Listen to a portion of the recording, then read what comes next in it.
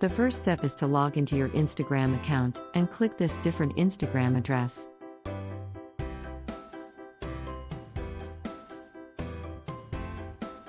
Use this Instagram address to delete your Instagram account.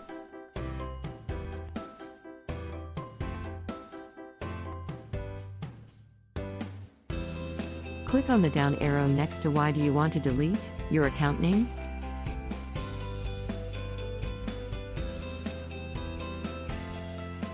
Click to select one of the available reasons. In this example, I'll click created a second account. Type in this account's password.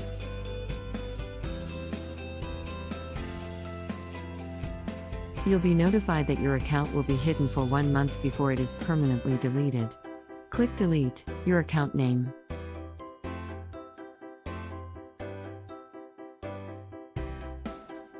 You'll be logged out.